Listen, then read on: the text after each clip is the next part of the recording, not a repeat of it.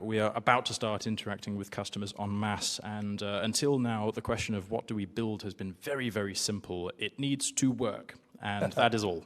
But soon, masses of features are going to be coming, and we're starting to ask questions of product management and sales and operations management. These are all roles that we know less than nothing about. So the question is, how do I hire for not just new roles, but entirely new functions of my business that I know nothing about, and where getting it wrong could be very dangerous for our future? Yep. So this is one of the things. It's important to rely on the network around you and build a network. So it's one of the reasons, by the way, this is one of the things that's a distinction between a good VC and a not good VC, is VCs should be able to help with this, because part of what VCs do is they aggregate networks around them. So for example, it's like, oh, well, we're trying to solve product management. And you say, okay, well, here are 3 people who can help you with that, right? And who have done product management not just generally, but in, for example, advanced, kind of difficult, enterprise-like circumstances or manufacturing-like circumstances, et cetera. And these are people to talk to. Similarly, they should be able to introduce you to, but you can also look other networks to do this, is go to some of the smartest people you know and say, who are the best product managers? Go talk to them. Go learn something about them. And by the way, this is the classic challenge in entrepreneurship. It's like, well, I got 15,000 other things to do. I got to do this too? And the answer is yes. Right? It's one of the things like in entrepreneurship, you're always recruiting, and you're always recruiting while you're fundraising, while you're developing your product, while you're building partnerships and establishing channels, and while you're getting feedback. So, and the mistake is you don't go to your network and say, well, who's the best person I can hire? Because the best person they think who might be looking for a job may not be there. No, who are the best people you know? Let me go meet them. Let me talk to them. Let me understand something of what they look at. And you say, look, here's the problem I'm trying to solve. And then as you're talking to that person, who's the best person in product management, 1, 2, 3 that they know, you say, so who do you think might be good for this job? Right? Like, do you have anyone that you know, because you're really good at this, that you think is really good too, that I can go talk to? And by first talking to them, you're learning the template of this is what excellence looks like. Right? This is what intelligence and sharpness.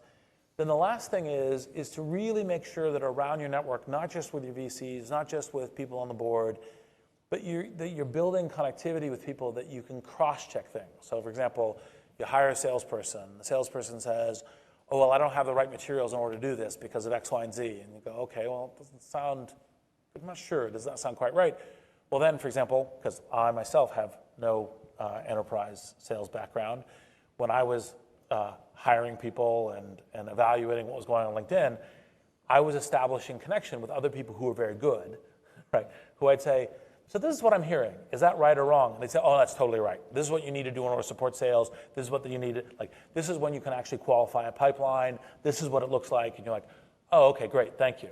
And so that network helps you kind of amplify the decision making. The last thing is, and this is super scary, but it's true, when you're going into these areas that you don't know, you'll have higher error rates. And so what that means is you have to be on top of it for correcting, right? So like I hired this salesperson, and I thought I did a good job. I went and talked to a bunch of people, saw what the thing is, asked for advice, did references. It's not working. Trade, right? Adjust. Really evaluate early that about whether or not this is working out or not. And so there's one of the lines from, there's this film Ronin from the Robert De Niro character that I really like, is if there is a question, there is no question. Right? So once you actually start getting to that question and you're in a kind of a critical function, change, work on it. And part of what you see happen in the scale-up journey, and this is one of the things covered in the to-be-published book, is as you scale, don't promise your people when you're small that, oh, you're always going to be in charge of product. Oh, you're always going to be in charge of engineering. Oh, you're always going to be in charge of sales. Maybe you are. We're going to scale, the problem's going to change. Maybe you're going to scale, maybe you're not. We're going to give you a shot at it. What you can promise them is you'll always have interesting work. You're a good person here. You'll always be central to the company. Your job will grow and will give you interesting learning experiences. I can promise you that. You're delivering, I can promise you that. However, part of the thing that happens as you scale is you're constantly actually hiring new executives, you're hiring new managers. Because you go, oh, we now need sales. How do we do sales? Part of the thing is like, well, I may need to go hire someone. I may need to go hire someone who's like, oh, I've tackled this problem before, I have depth of experience and knowledge in it. And even though I had this really scrappy person who was a generalist who was doing a really great job, you're like, great, I will keep your job, it's super interesting. You're always going to be important to the company, but we're going to hire a new head of sales. And so that trading as you're going along the path is a classic part of the entrepreneurial journey. I mean, literally every single startup I've seen, especially when it's in kind of blitzscale mode, is trading a quarter to half the executives every year or two, right? So it's moving as it's doing, and that's one of the central things to think about is it's a dynamic progress, and so you'll be evolving as you're going. And do you think this person, then, when we bring in the first person for a function, is it someone who should be at a similar level to ourselves so that we can get our culture across into this new function, or should it be someone who is literally going to tell us how this role should be done step by step and be trusted with building out almost exclusively on their own this aspect of our organization? Is there a risk in that? There's risk in that. You should never, you should always view it as you guys, the founders and everyone else, you're on a learning and you have to learn it, not necessarily do it as well as they do, but because of cultural integration, vision integration. If you have an executive who says, oh, leave me alone, I got this, wrong fit, right? You want someone who's learning with you. You want someone who says, look, I know a lot. I'll bring a lot, and I'll say, oh, look, here's the way we do this. Like, this is the way that I was qualifying pipeline, and this is the way that I was doing initial lead generation. This is the way, and you might go, great, great, great, let's try that initially. But that they're going to be open and learning this business with you, this culture, this product. Because if they're like too much like, I got this, and leave me alone, then you're like, well, but we got to learn this together. We're going down this journey together.